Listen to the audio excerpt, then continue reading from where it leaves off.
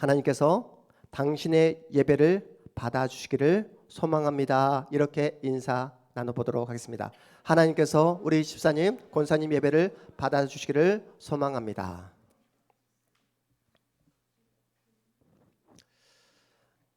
오늘 우리는 창세기 4장 말씀을 함께 보았습니다. 4장 말씀에는 인류의 첫 번째 끔찍한 살인 사건이 소개되고 있는데요. 먼저 가인의 직업이 무엇이죠? 충만아. 가인의 직업이 무엇입니까? 가인의 직업은 바로 농부입니다. 열심히 땅을 경작해서 땀 흘려 흘린 그 첫 번째 소산물을 하나님께 정성을 다해 바치는 가인입니다. 그렇다면 동생 아벨의 직업은 무엇이죠? 세승아. 동생 아벨의 직업은 바로 목자입니다.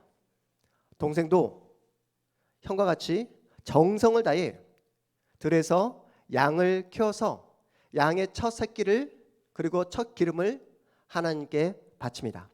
그런데 문제는 하나님은 아벨이 드린 제물은 받아주시고 가인이 드린 제물을 받아주지 않습니다. 왜 그랬을까요?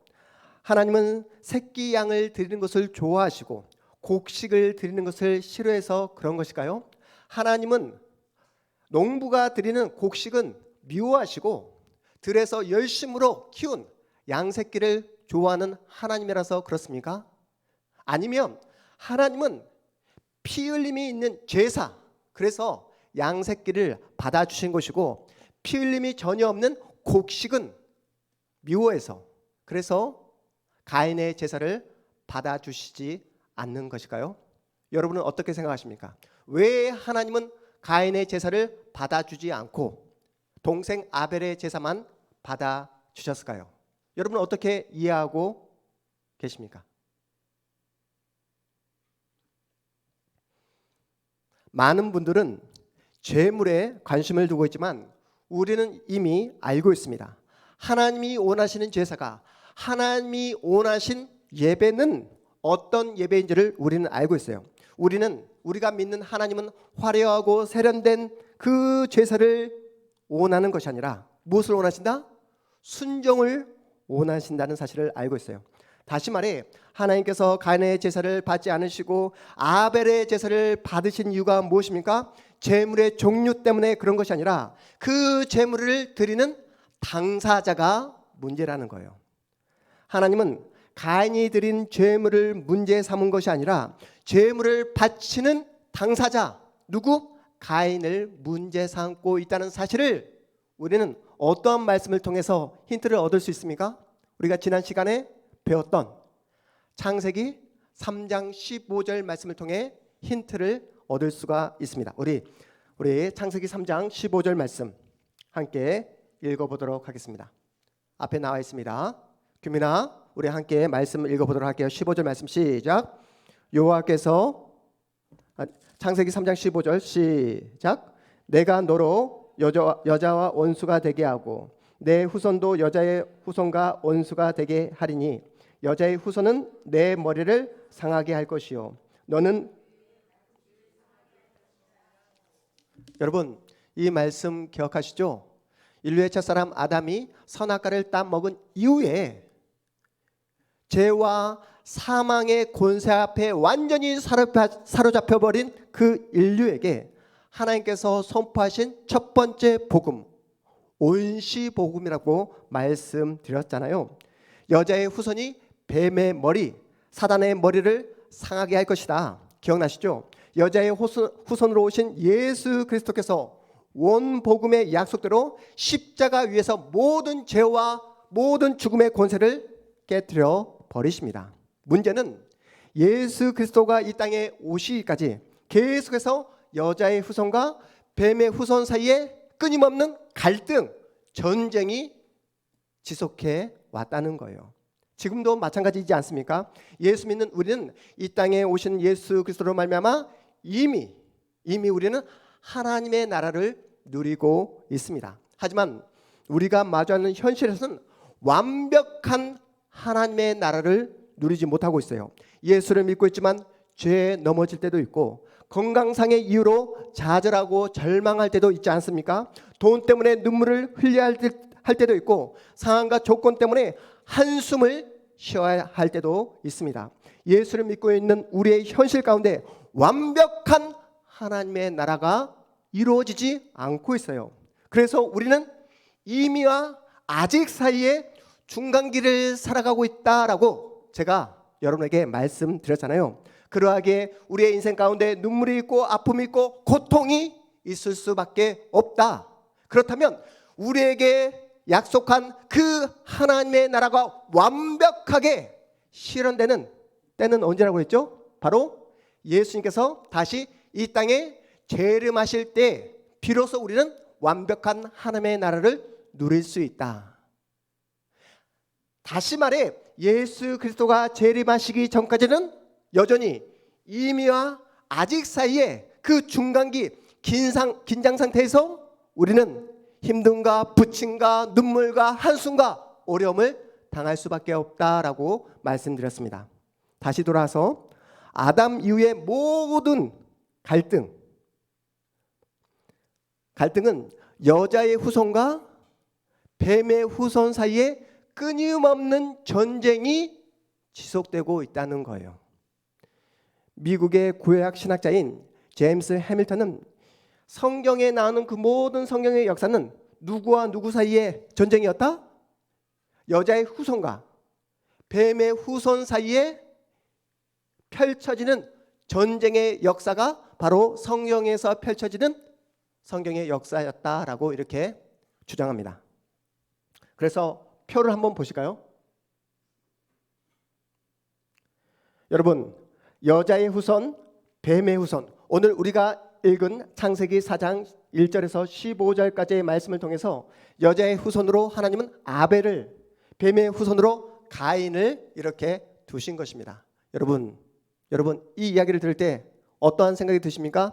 목사님, 가인이 뱀의 후손이라니요, 너무 많이 나가신 것 아닙니까? 라고 생각할 수 있습니다.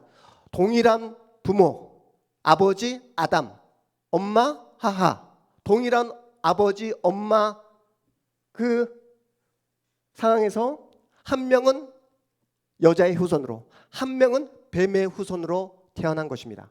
더욱더 구체적으로 볼까요?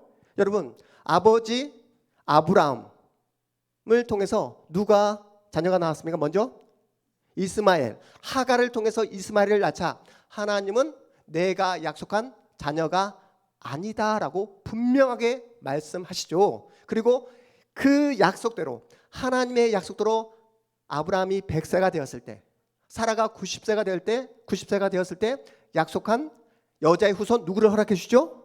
이삭을 허락해 주십니다. 보십시오. 야곱과 에서, 아버지 이삭, 어머니 리브가 동일한 부모님, 엄마 똑같은 배에서 한 명은 뱀의 후손으로, 한 명은 여자의 후손으로 태어납니다. 야곱을 가리켜 하나님은 내가 선택한 나의 자녀, 에서를 가리켜 내가 선택하지 않았다라고 하나님께서 분명하게 말씀하고 계세요. 창세기에 보면 요셉이 나옵니다. 요셉은 하나님께서 약속하신 여자의 후손으로 태어난 것이고, 이스라엘의 아들들은 하나님께서 선택하시지 않은 뱀의 후손이다라고 이야기하고 있습니다. 그래서 오늘 본문 창세기 4장 7절 말씀을 다시 한번 읽어보도록 하겠습니다. 왜 가인이 뱀의 후손으로 태어나게 되었는지 7절입니다. 함께 읽어봅니다. 우리 7절 말씀 시작. 내가 선을 행하면 어찌 낯을 들지 못하겠느냐? 선을 행하지 아니하면 죄가 문에 엎드려 있느니라. 죄가 너를 원하나 너는 죄를 다스릴지니라. 가인이 자신의 죄물을 하나님께서 받지 않은 것에 대해서 분내하죠. 안색이 변합니다. 하나님께서 가인에게 이렇게 경고합니다. 가인아, 너는 본질적으로 무엇을 행할 수 없는 존재다? 선을 행할 수 없는 존재다라고 이렇게 선포하세요. 하나님과의 관계가 단절되어 있기에 하나님의 낯을, 하나님의 얼굴을 볼 수가 없습니다. 죄를 온하고 죄를 다스리는 존재가 바로 가인이다라고 이렇게 이야기하고 있습니다. 가인은 단순히 즉흥적으로 분노를 참지 못해 동생 아벨을 살해한 것이 아니라 마귀에 속한 자답게 동생 아벨에 대한 시기와 질투심에 사로잡혀 계획적으로 분명한 의도를 가지고 동생 아벨을 살해한 것입니다. 무슨 말입니까? 가인은 처음부터 누구의 자녀였다? 마귀의 자녀였다. 뱀의 후손이다라는 것입니다. 창세기 3장에서 예고된 뱀의 후손의 실체가 어떠한가를 하나님은 창세기 4장으로 넘어와서 분명하게 명확하게 가인을 통해 뱀의 후손의 모습이 어떠한가를 우리에게 보여주고 있습니다.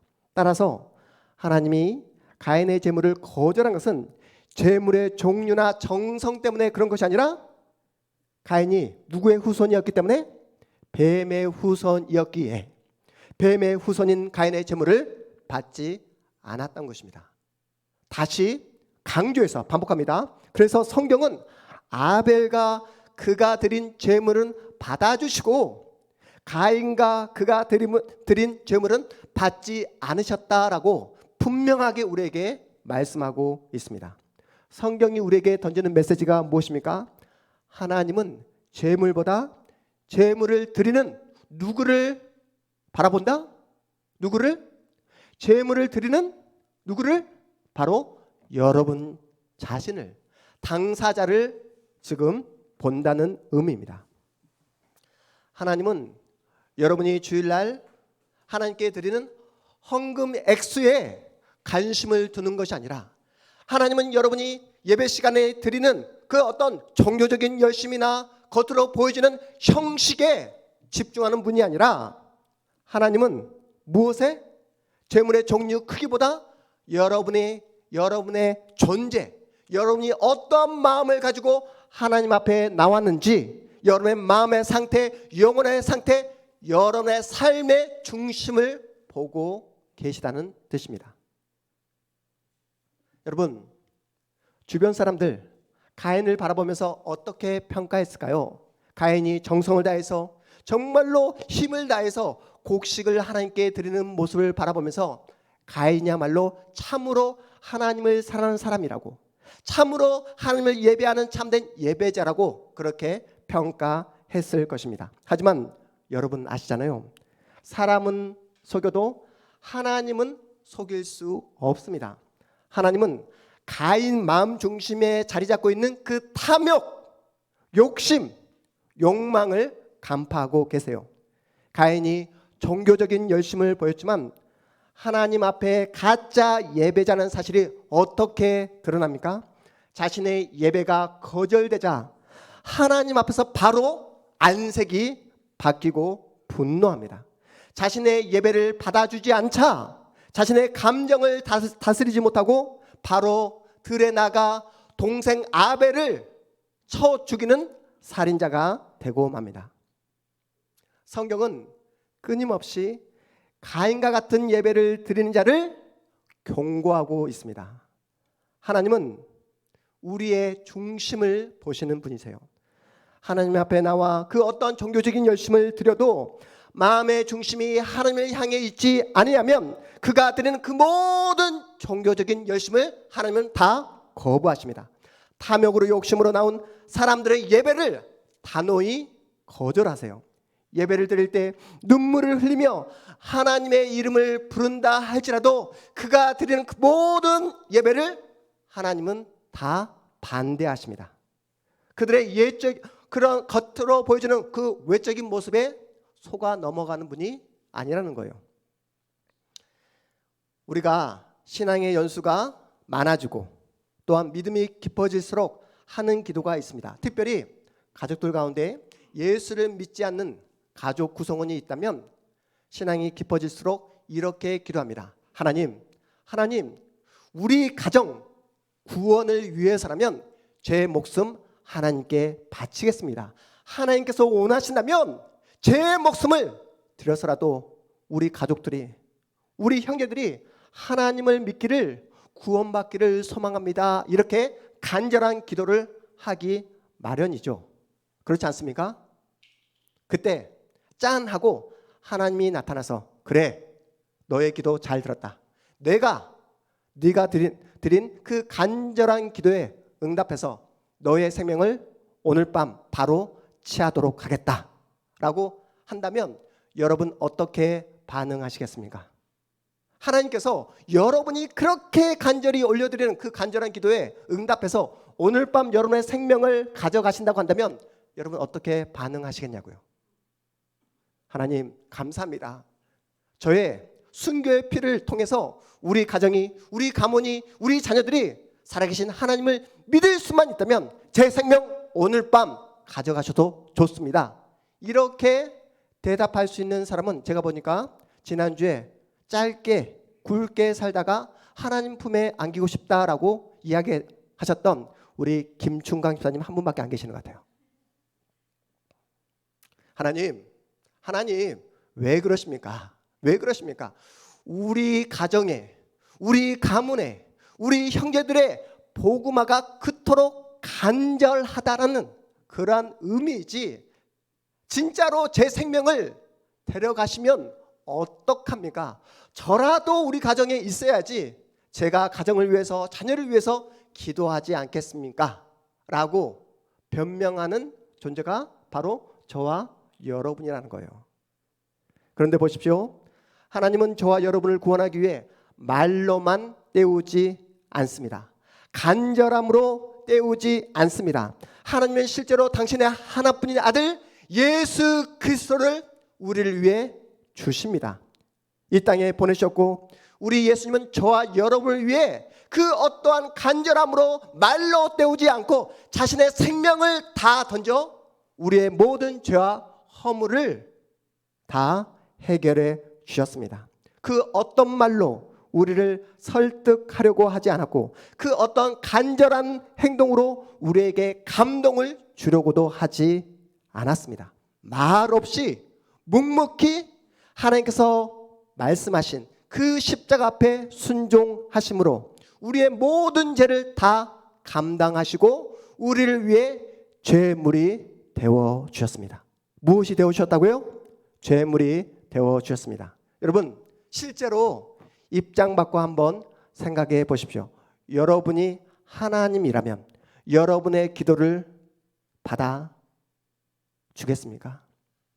여러분이 진짜 하나님이라면 입장을 바꿔서 여러분의 예배하는 이 예배를 여러분이라면 받아 주겠습니까? 오늘 우리가 함께 인사 나눴잖아요. 하나님께서 당신의 예배를 받아 주시기를 소망합니다.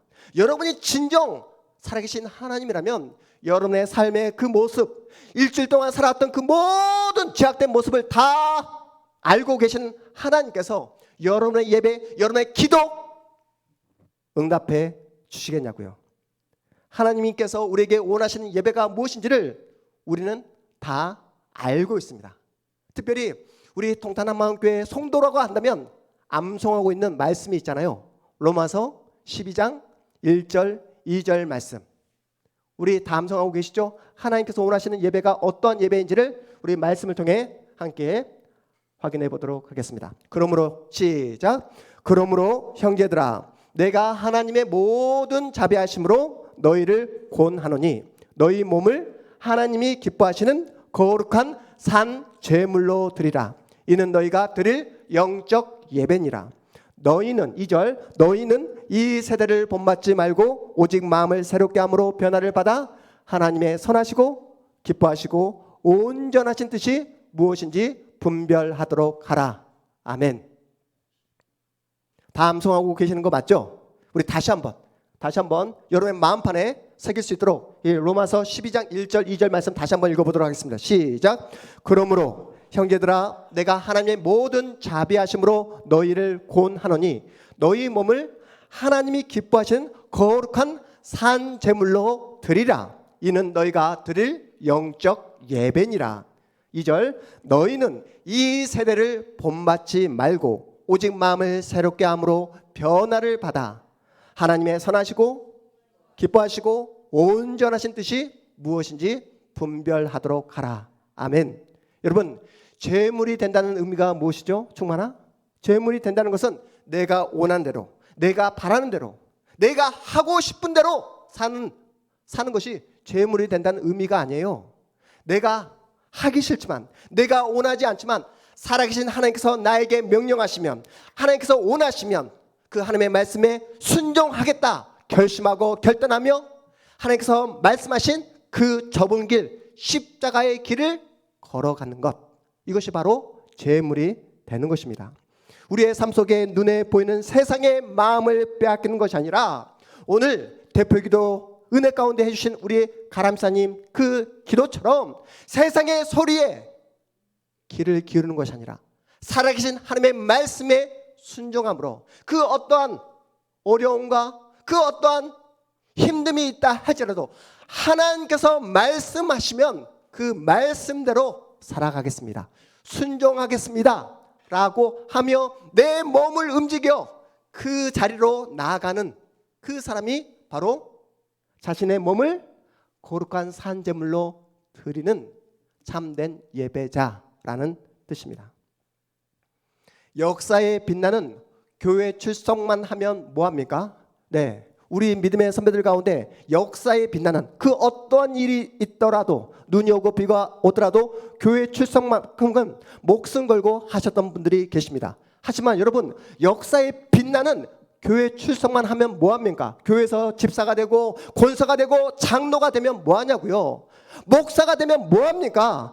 하나님보다 자기 욕심에 정신이 팔려 살아가는 사람은 바로 가인이 걸어갔던 뱀의 후손의 길을 걸어가는 사람이라는 뜻입니다.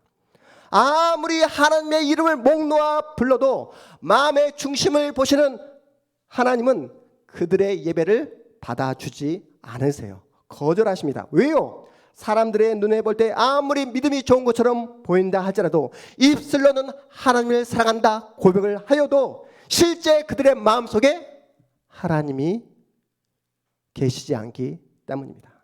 하나님보다 자신을 더 사랑하고 하나님보다 눈에 보이는 세상을 살아가는데 하나님께서 그들의 예배를 받아주시겠습니까?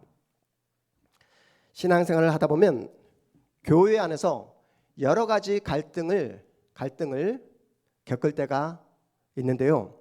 그 갈등이 노골적으로 드러나는 장소가 어디냐면 바로 교회 식당입니다.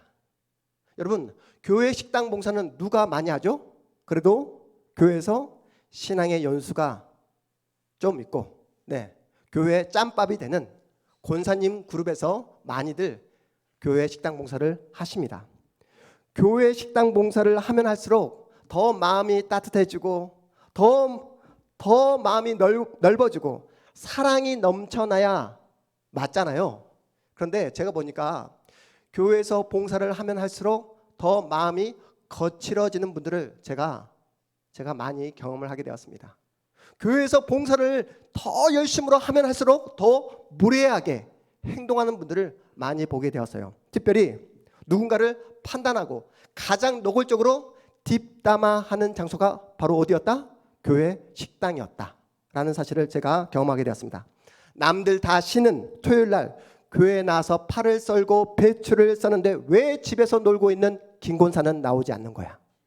주일날 밥은 제일 많이 먹으면서 집에서 지금 놀고 있는 박권사는 왜 항상 토요일날 나오지 않냐고 불평하고 또 뒷담화하는 모습을 제가 실제로 여러 번 목격하게 되었습니다. 어느 순간 불평을 넘어 함께 봉사하는 사람들끼리 싸움이 일어나요.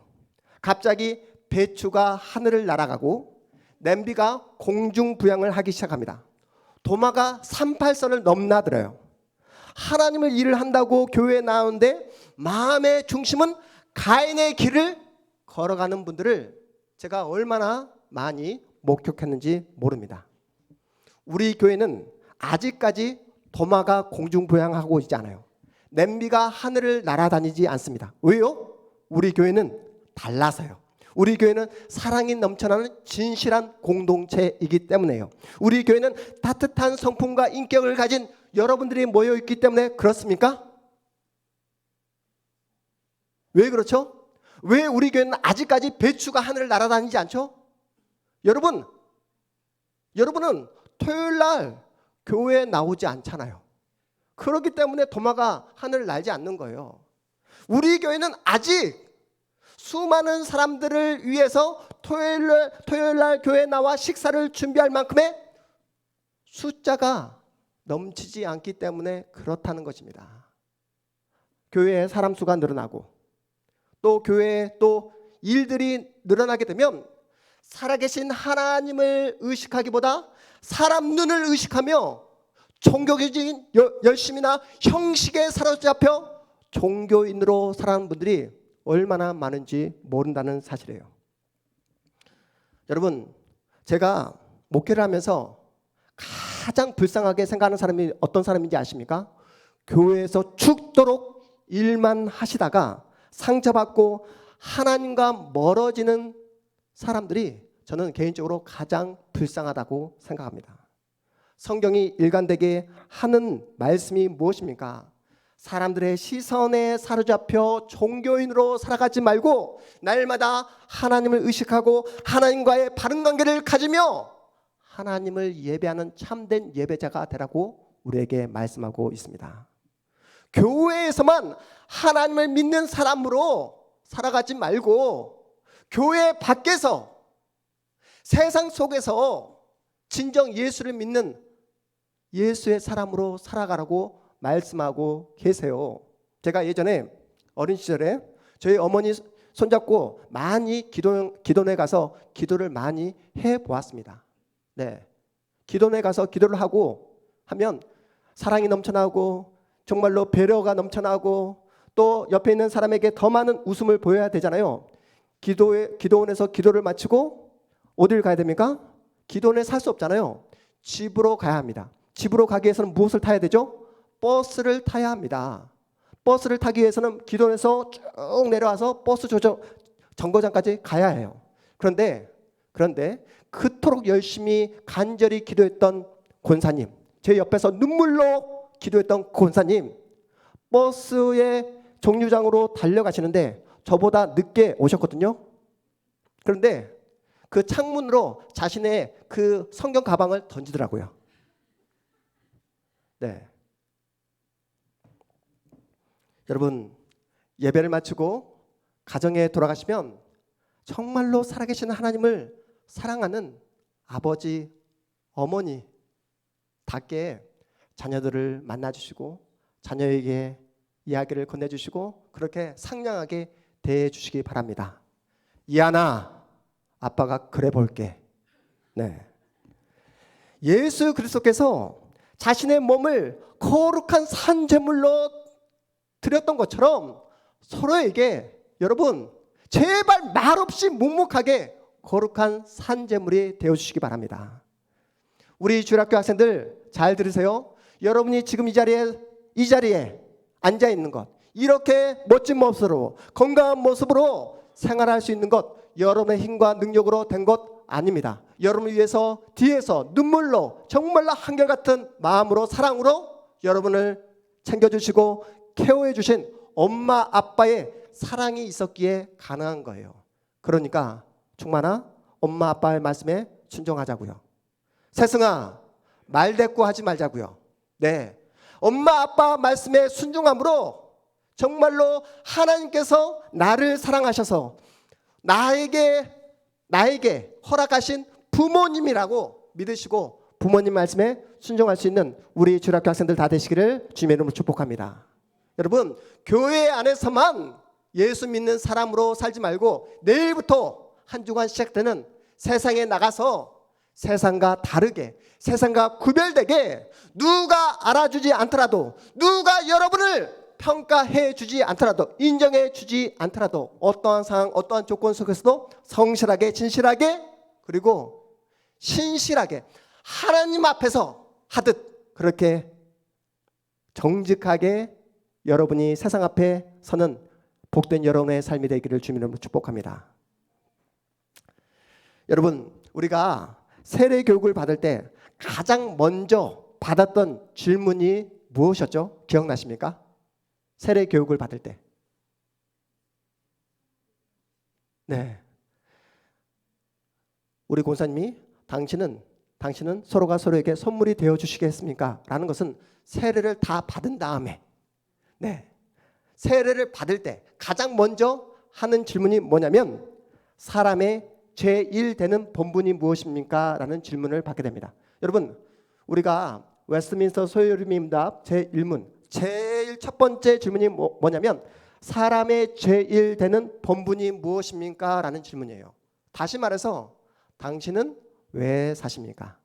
당신의 삶의 목적은 무엇입니까? 라는 질문을 받게 돼요. 우리가 세례를 받을 때, 그때 우리가 믿음으로 고백하며 첫 번째 질문을 믿음으로 답했던 내용이 무엇이었죠? 무엇이었습니까? 우리 함께 큰 소리를 읽어보겠습니다. 시작. 하나님을 영화롭게 하고 영원토록 그를 즐거워하는 것입니다. 다시 한번 시작. 하나님을 영화롭게 하고 영원토록 그를 즐거워하는 것입니다. 우리가 살아가는 목적은 우리의 자신의 영광과 우리 자신의 기쁨과 성공을 위해 사는 것이 아니라 무엇을 하든지 먹든지 마시든지 무엇을 하든지 우리는 하나님의 영광을 위해 살아가는 하나님의 사람인 줄 믿으시기 바랍니다. 여러분, 우리는 어떠한 조건 속에서도 하나님 한 분만으로 만족하고 기뻐하는 사람이에요. 여러분, 사실 여러분이 간절한 기도의 제목에 대해서 하나님께서 일일이 하나같이 다 응답해 주십니까? 응답해 주시지 않잖아요. 여전히 삶은 힘들고 어렵고 답답하고 내 몸은 아프고 경제적으로 막막한 현실을 우리는 매일매일 마주합니다. 그럼에도 불구하고 하나님은 우리를 향해서 뭐라고 말씀하고 계십니까? 항상 기뻐하라고, 쉬지 말고 기도하라고, 범사에 감사하라고 말씀하고 있는 거예요. 여러분, 지금 여러분의 상태 그대로, 이 몸 상태 그대로, 이 상황 그대로 이렇게 평생을 산다 했을 때, 여러분, 그런데 했을 때 오늘 본문에 나왔던 가인처럼 갑자기 얼굴 안색이 변하고 하나님 앞에서 분노하시겠습니까? 우리는 그럴 수 없잖아요. 더 쉽게 우리 동탄 한마음교회가 지금처럼 작은 개척교회 모습을 벗어나지 못한다 할지라도 매달 힘겹게 꾸역꾸역 이 자리를 지켜야 하는 상황이 계속 지속된다 할지라도 우리 교회는 하나님이시기에 우리는 어떠한 상황 속에서도 하나님께 감사하며 기뻐해야 하는 하나님의 복된 자녀인 줄 믿으시기 바랍니다.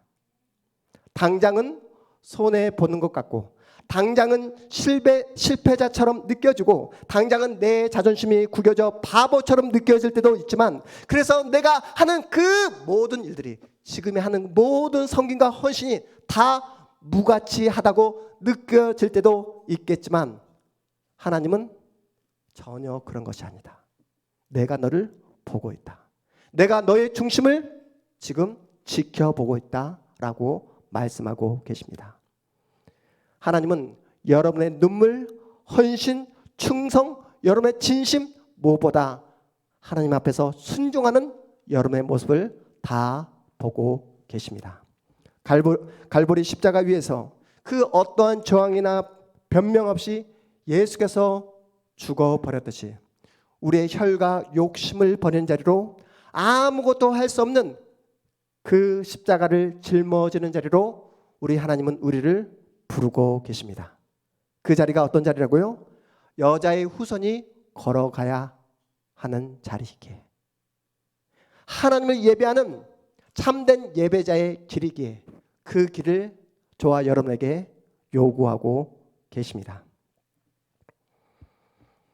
여러분, 여러분의 삶에 어떠한 상황과 형편과 조건이 펼쳐진다 할지라도 그 자리에서 날마다 하나님을 바라보고 하나님을 신뢰함으로 하나님 앞에서 참된 예배자로 서는 복된 여러분의 생애, 여러분의 인생 되시기를 주님의 이름으로 축복합니다. 우리 다 같이 일어나셔서 우리 함께 주신 말씀을 통해서 함께 기도하는 시간